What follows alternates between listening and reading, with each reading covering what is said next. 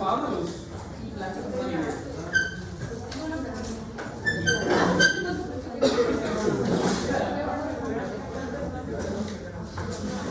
Bueno, siguiendo la parte de neurología, vamos a la parte de meningitis. Una infección que es una urgencia médica que puede ser de varias causas, de tipo viral, bacteriano agudo, bacteriano crónico, hongo, hoy en día también es frecuente, sobre todo en pacientes con VIH.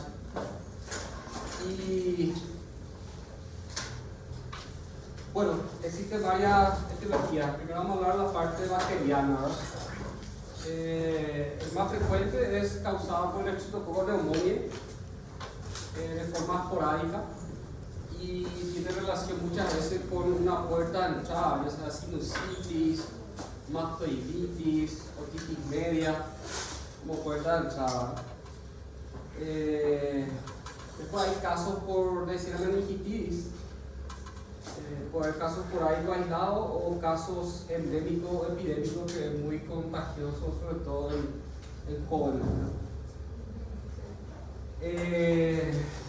También hay casos esporádicos por hemófilis influenzae en pacientes mayores de 60 años con EPOC, sobre todo no vacunados.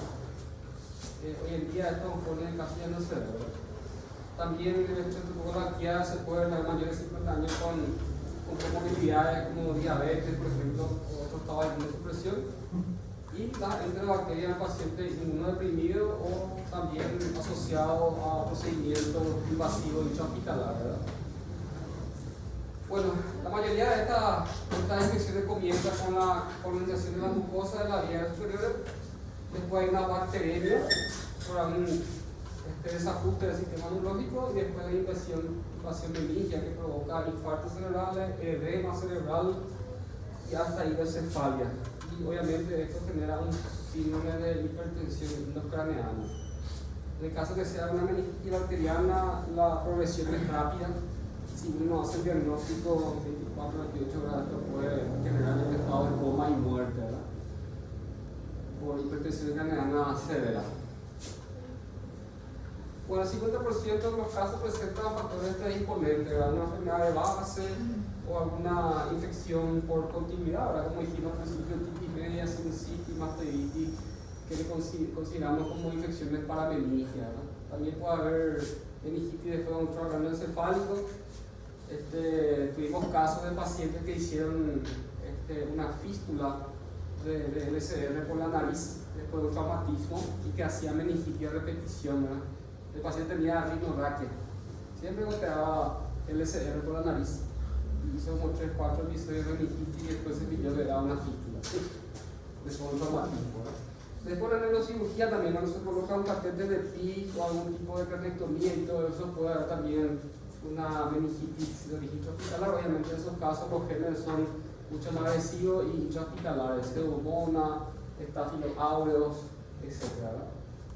Y también puede haber infección a distancia, ¿verdad? Que sería como metástasis séptica, una neumonía o una endocarditis puede hacer bacteremia y eso llegar hasta la meningitis, también generar una meningitis. Sobre todo porque un poco puede ocurrir eso, se llama síndrome de Austrian, cuando a la vez el paciente tiene meningitis, tiene neumonía y endocarditis. Síndrome de Austrian. Mala suerte ya lo tiene, ¿verdad? Bueno, esta es una imagen tomográfica que es importante valorar un paciente con meningitis, sobre todo por neumococo, ¿verdad? Para buscar algún foco inicial parameningio que haya causado la meningitis, ¿verdad? Entonces, en la tomografía de nasal, ¿verdad? Aquí se ve presencia de mucosidad en el maxilar, ¿verdad? El derecho izquierdo, o en otro sitio, en este caso sería fenoidal, por ejemplo, y eso puede invadir las meninges, ¿verdad? Cuando es en la región hemoidal o fenoidal es más peligroso porque está cerca de la lámina cribosa, que es una parte anatómica sensible, blanda, entonces es fácil la invasión por ese medio a través del centro paranasal al cerebro, ¿verdad? Bueno, el cuadro clínico de un síndrome meningio, ¿verdad? Infeccioso va a ser fiebre, eso es lo más constante. En un 95% de los casos la fiebre predomina. la cefalea en segundo lugar. La rigidez nuca ya es más inespecífico, ¿verdad? El niño eso podemos encontrar, pero el recién nacido o anciano le va a faltar esta rigidez nuca. Disminución de estado de conciencia, puede haber también convulsiones y en casos ya más graves, estado de coma o alguna focalidad neurológica. Bueno, 2 de los 4 síntomas que hablamos estaban presentes en el 95% de los casos, ¿verdad? Es un terreno bien sensible a un paciente que acude por cefalea y fiebre, ¿verdad? Porque un dengue te puede dar cefalea y fiebre, ¿verdad? Un cuadro gripal te puede dar cefalea y fiebre.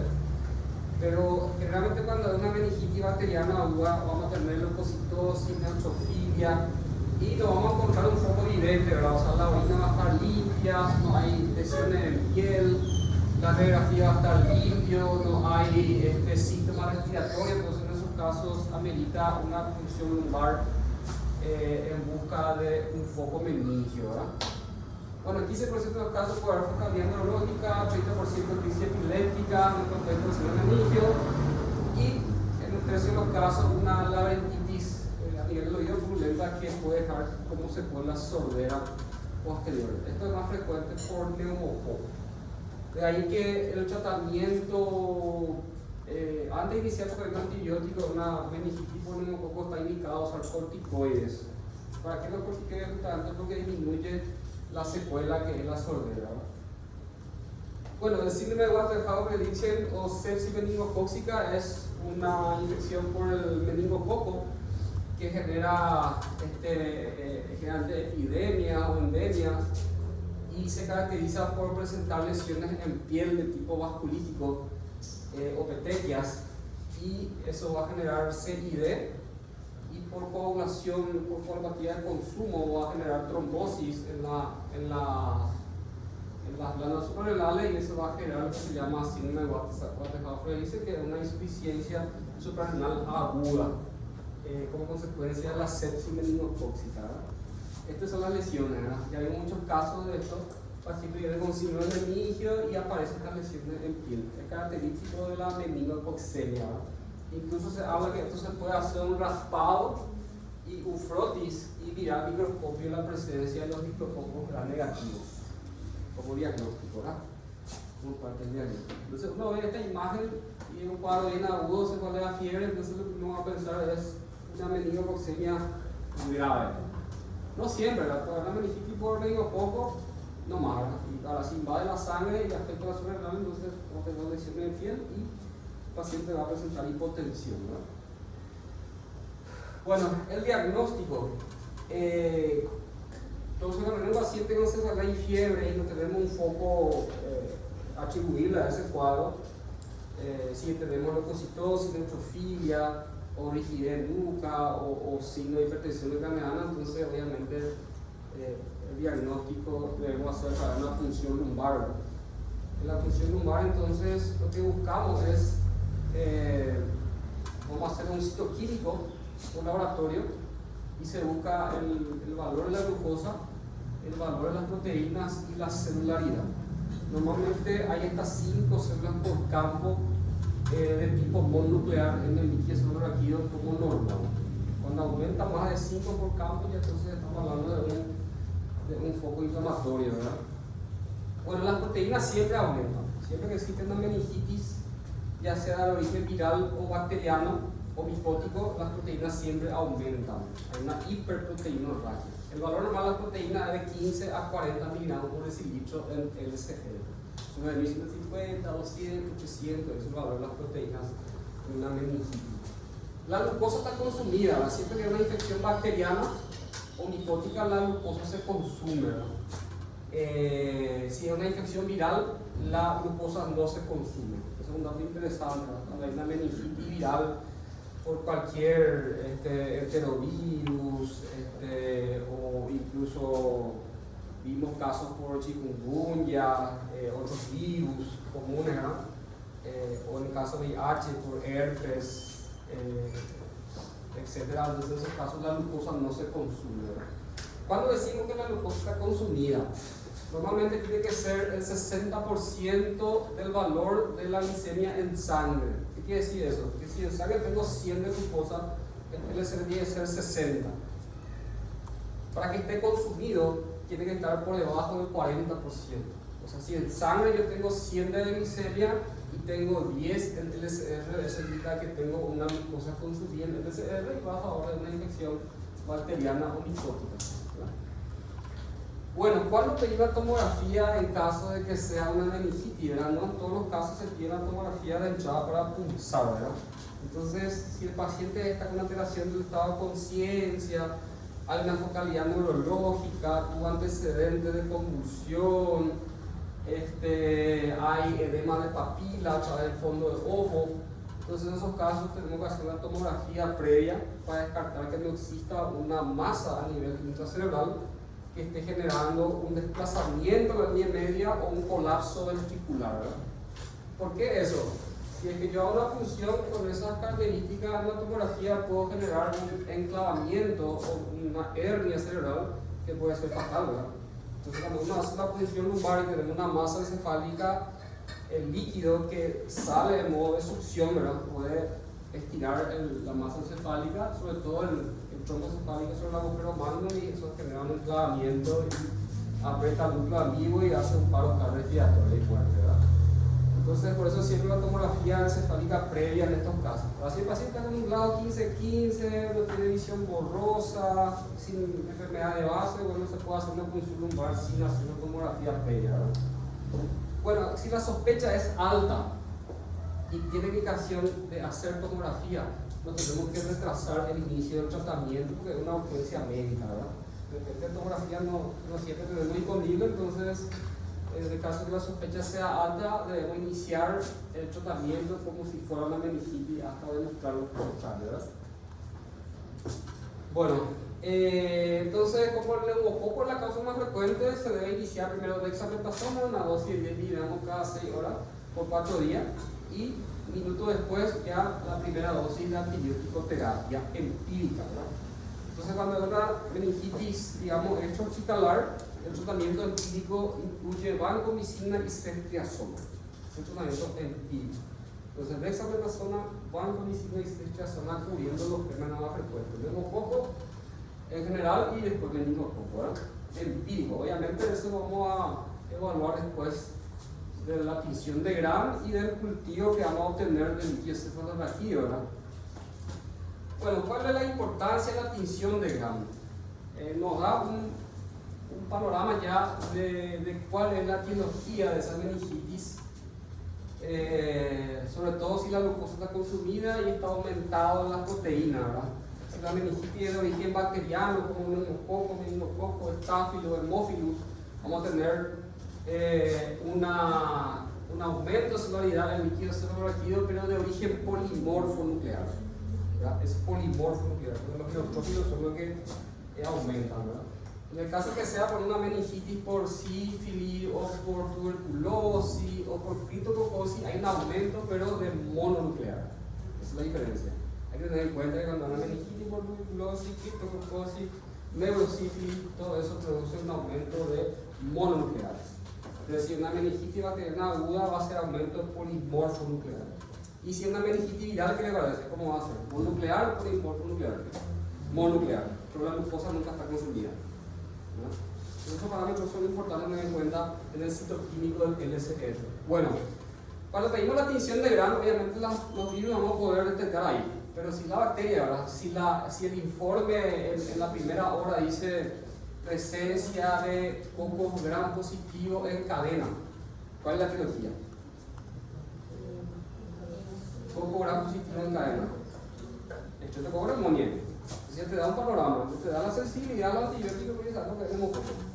Ahora si te dice se observa diplococo Gram negativo, Neisseria meningitis, ¿verdad? Y si dice se observa bacilos Gram negativo,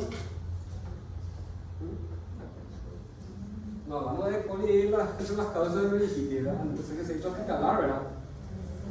Hemófilo influenzae. Y un paciente de 70 años me dice bacilo Gram negativo, vamos a pensar hemófilo influenzae. Y si dice bacilo Gram positivo,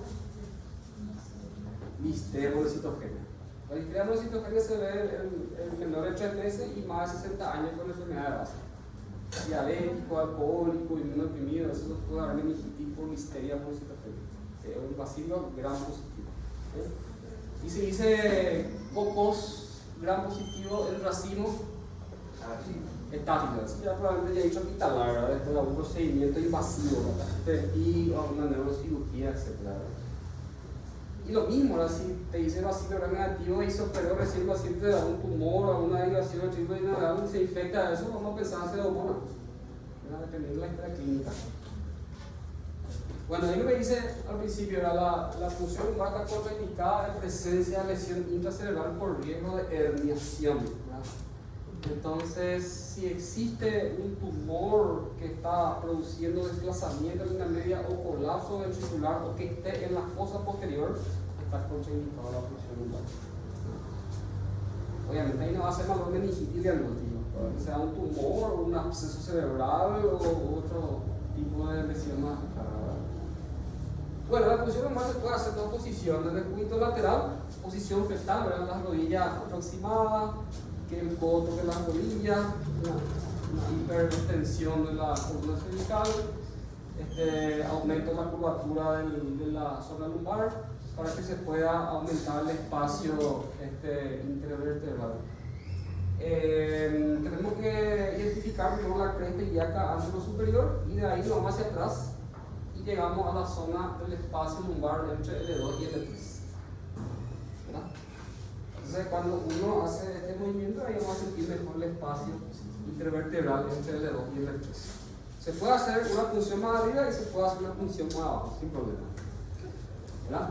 Entonces, se introduce la aguja en dirección al ombligo y entra sin facilidad la aguja. Después llega, hay una resistencia que cede después, que es la resistencia al ligamento amarillo, y después ya entramos en la cavidad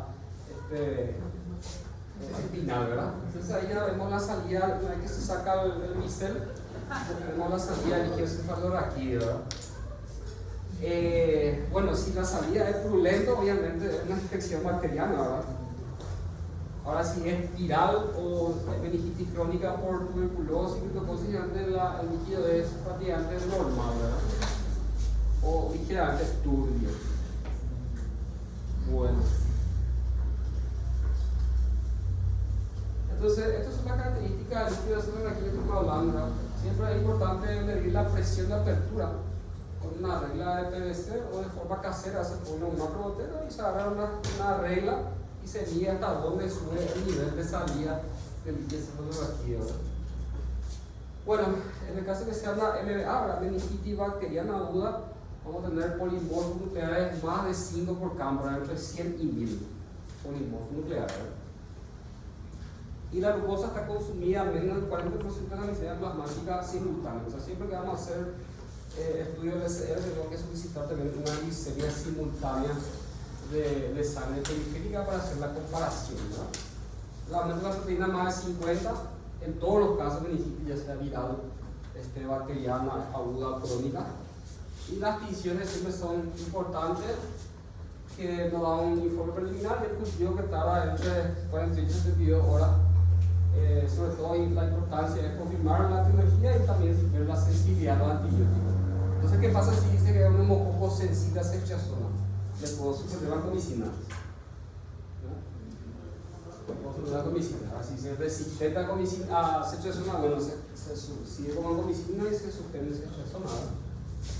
Bueno, dice repetir la punción lumbar en 48 horas si es que no hay una buena respuesta al tratamiento por probable otra etiología o sensibilidad o resistencia a los antibióticos.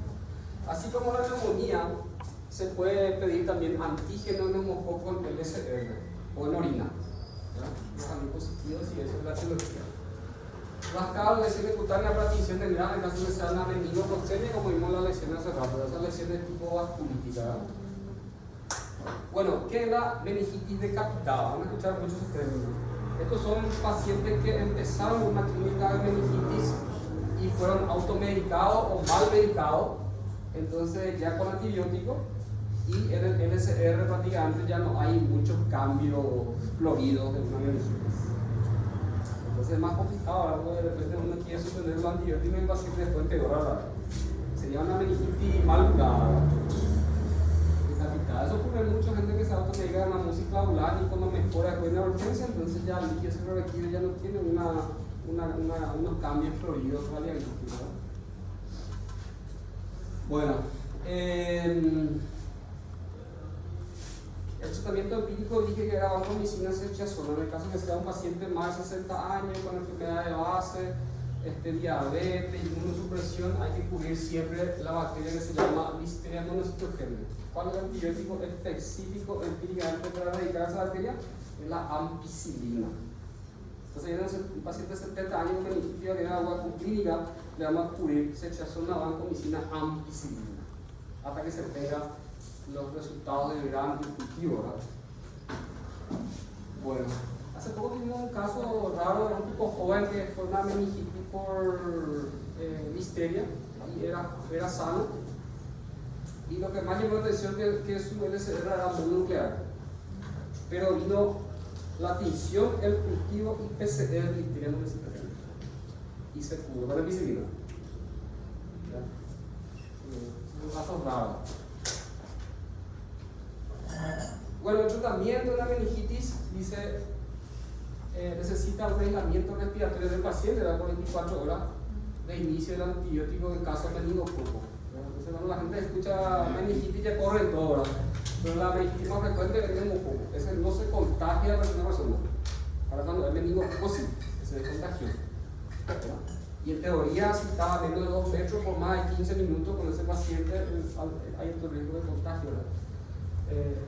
Ahora no se ve mucho, pero en mi época, hace 10, 15 años atrás, cuando era estudiante, se veía brotes así en colegios, en escuelas, esos niños que ahí todo el mundo aislado, ¿verdad? No se iba mal la escuela si se veía, para evitar el contagio, ¿verdad? Para la cuarentena. Bueno, entonces, como dijimos, el tratamiento empírico de una meningitis, tiene una duda, es vancomicina más cefalometización, en este caso la ceftriaxona, y más ampicilina en caso que se sospeche listeriosis, de mayores de 50 años, con enfermedad de base, inmunodeprimido, alcohólico, diabético, ¿verdad? Bueno, dice en meningitis nosocomial o post-neurocirugía, fíjese que el tratamiento clínico es para cubrir gérmenes intrahospitalares, ¿verdad? Como pseudomonas. En ese caso, cetacilina es el tipo de activo contra la pseudomonas, también meropenem y la vancomicina para el estáfilo áureo resistente a meticilina. O sea, la entrada es el tratamiento cuando hay intrahospitalares. ¿Cuántos días se trata? Si es neumococo, entre 10 a 14 días. Meningococo entre 5 a 7 días. Si la evolución es espectacular, 5 días ya es suficiente. Y 3 semanas si es listeriosis o meningitis por gram negativo, ¿verdad? Hemófilis influenzae, pseudomonas y todo eso es 3 semanas.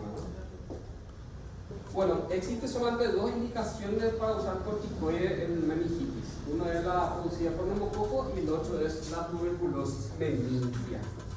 Solo que la meningitis por neumococo se usa dexametasona por 4 días y la tuberculosis meningia se usa prednisona, dosis alta por un mes, y después se va haciendo un descenso progresivo para terminar el tratamiento en 4 a 6 semanas.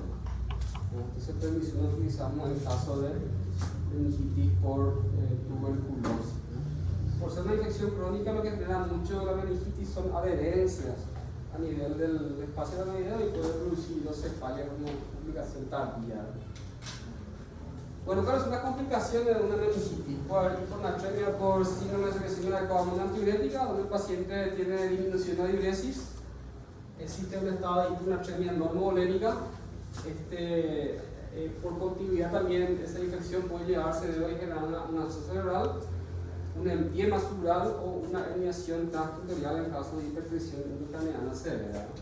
Cuanto más tardío el diagnóstico, obviamente peor pronóstico y más riesgo de complicaciones y secuelas. Bueno, el absceso cerebral piógeno es cuando genera primero una fase de cerebritis, donde no se ve ninguna imagen, solamente edema cerebral, pero después de 2 semanas recién empieza a coleccionar o a abscedarse por imágenes, ¿verdad? Entonces, también como consecuencia de una meningitis o de una otitis media o sinusitis, puede ser puerta de entrada para que se genere un absceso cerebral con colección de pus. En la tomografía se ve una imagen tipo densa, ¿verdad?, en la región cerebral de forma redondeada, ¿verdad?, y capta contraste en anillo. Y la causa es polimicrobiana, porque antes tiene relación con la flora habitual bucal, ¿verdad? El antibiótico es 6 a 8 semanas, cuando es una absceso cerebral. Si es mayor a 2.5 se hace un drenaje quirúrgico. O si después de 3 semanas hay una mala evolución con el tratamiento empírico. Al ser, esta es la imagen, entonces un absceso cerebral que capta contraste en anillo, ¿verdad? Obviamente siempre descartando VIH. De ahí tenemos que ver diferenciar con toxoplasmosis cerebral. Fíjense que esta lesión está generando un desplazamiento de la media y parte ya del colapso ventricular. En estos casos está contraindicada la función de cuerpo. Uno hace una función, va a clavar, siempre se muere. Bueno, entonces el tratamiento empírico del absceso cerebral es ceftriaxona, vancomicina, metronidazol. Con vancomicina, ¿qué incluimos? Estáfilos aureus. Y con ceftriaxona, gram negativos. Y con metronidazol, anaerobios. Entonces, como dijimos al principio, es una infección de tipo polimicrobiano. Lo mismo, el empiema epidural y el subdural también captan contraste en anillo. La terapia es similar al absceso cerebral. Se hace un quirúrgico de entrada y antibiótico por 4 a 6 semanas. El mismo esquema, vancomicina, metronidazol y ceftriaxona, por ser polimicrobiano. Es lo mismo con hematoma epidural o hematoma subdural. Si es epidural, ¿cómo era? Una semiluna. Y si era subdural, una imagen biconvexa. ¿Verdad? Entonces la misma imagen de un hematoma, pero es pus. Eso de entrada se ve. Ahora si absceso cerebral solamente después de 3 semanas si hay mala evolución o tiene más de 2.5 centímetros.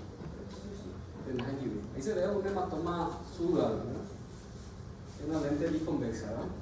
Y tiene contraste en anillo. Esto obviamente es mucho más sensible para el drenaje quirúrgico, porque está bien periférico. Esto puede producir convulsiones, fiebre, hipertensión craneana, focalidad neurológica, todo eso. Bueno, la tromboflebitis craneal es una infección de la vena que se trombosa y luego se infecta, ¿verdad? El estáfilo ahora es más frecuente que genera este tipo de cuadros, sobre todo en el seno cavernoso, ¿verdad? Y puede afectar el tercero, cuarto y sexto paso, parálisis de esos pares craneales. La más grave de todas es la tromboflebitis del seno sagital superior, que llega hasta el seno frontal. O sea, por ejemplo, una sinusitis frontal puede generar una tromboflebitis del seno sagital superior. Es rarísimo, pero tiene una mortalidad del 80%. Y la menos grave es la del seno lateral. O sea, una mastoiditis puede producir una tromboflebitis del seno venoso lateral. El tratamiento empírico es igual al empiema, ¿verdad? O sea, es polimicrobiano. Ceftriaxona, vancomicina, metronidazol. Y solamente cuando es una tromboflebitis del seno cavernoso está indicado la anticoagulación. Si es una tromboflebitis del seno sagital o seno lateral, no se usa anticoagulación. Es una excepción, ¿verdad?, para el examen. Bueno, meningitis virales o asépticas. ¿Por qué se llama aséptica? Porque antes no se encontraban los virus, ¿verdad? Era más difícil de diagnosticar. Entonces, como no se encontraba bacterias, se le decía que era meningitis aséptica, ¿verdad? Una forma antigua de decirlo. Bueno, obviamente que en las meningitis virales vamos a tener este aumento de celularidad, pero viene mononuclear, va a haber aumento de proteína, la glucosa siempre está normal, no se consume la glucosa. ¿Y qué método auxiliar diagnóstico usamos para hacer diagnóstico de la etiología? Usamos el PCR. ¿Qué es PCR? Reacción en cadena polimerasa, que detecta el ARN del virus causante de la meningitis. Generalmente son cuadros benignos y autolimitados en 1 a 2 semanas. Incluso puede pasar desapercibido, ¿verdad? Uno puede tener gripe y tiene cefalea, fiebre 1 o 2 días y por ahí un síntoma así banal y pasó solo. Entonces, eso es diagnóstico, ¿verdad? Bueno, la meningitis generalmente cuando es viral van acompañados de cefalitis. Casi siempre es meningoencefalitis, no solamente meningitis solo, ¿verdad? Si es meningitis solo tiene no. Cuando afecta el encéfalo ya tiene más sintomatología, ¿verdad? Convulsiones y alteraciones del estado de conciencia, dan psicosis o de varialba, según dice la gente. Da psicosis y convulsiones, ¿verdad? Entonces eso es meningoencefalitis. Y también puede haber encefalitis sola sin meningitis, ¿verdad? El enterovirus es más frecuente, sobre todo así en época de otoño invierno en niños, ¿verdad? El virus ECO y el Coxsackie. Todo eso vamos a diagnosticar a través del panel viral que es reacción de cadena de enfermedad. Y requiere solamente tratamiento sintomático. Bueno, la única meningitis viral que tiene tratamiento y que es la más grave de todas es la meningitis por herpes zóster. Es decir, 70% de mortalidad sin tratamiento. Entonces, cuando viene una meningitis viral por laboratorio, por más que sea la menos frecuente, tengo que tratar con una ciclovir. Por más que sea la menos frecuente, tengo que tratar como que sea herpes hasta que demuestre otra etiología para suspender el tratamiento.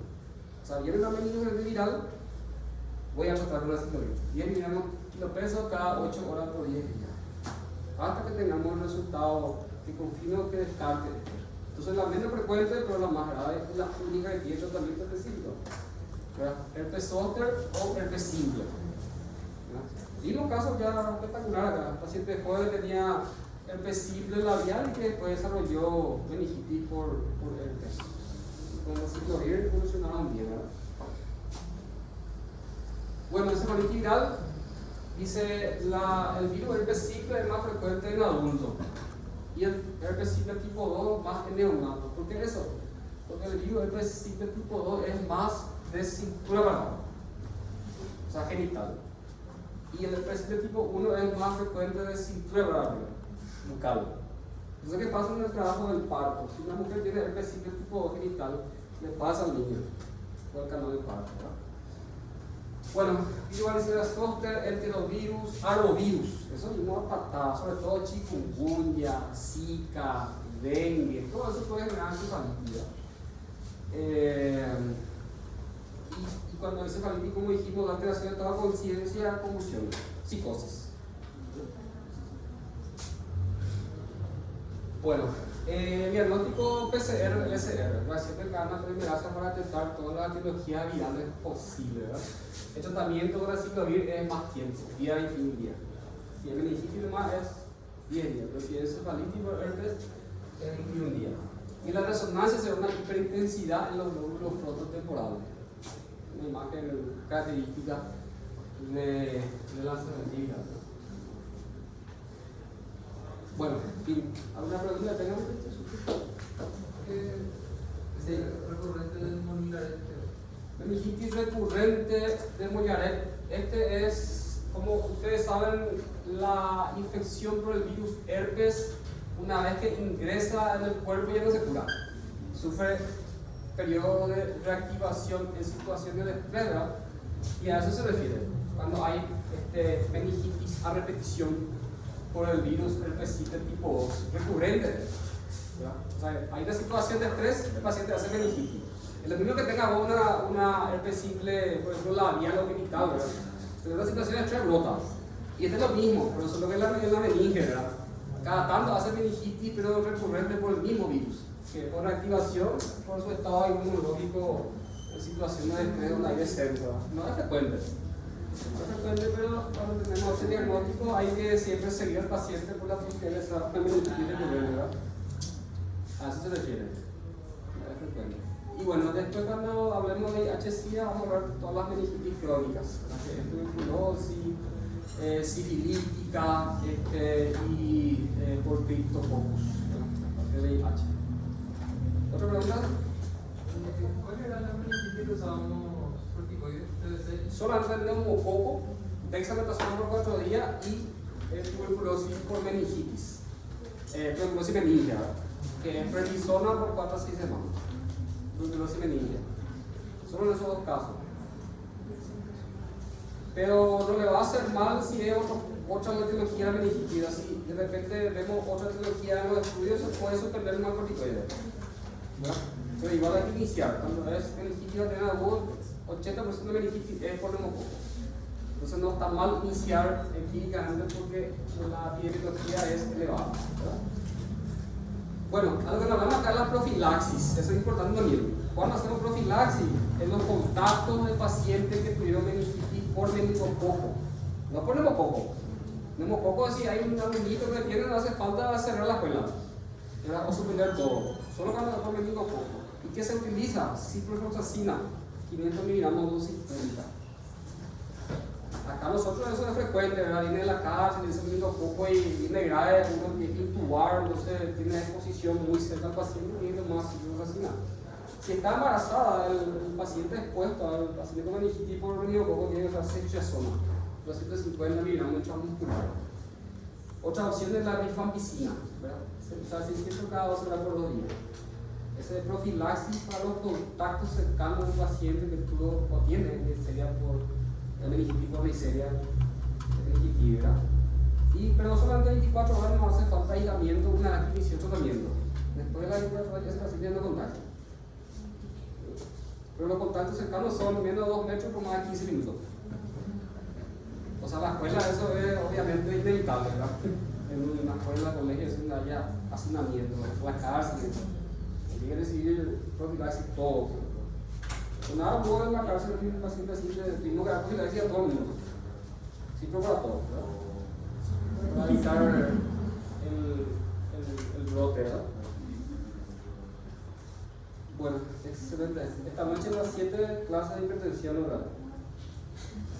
Online.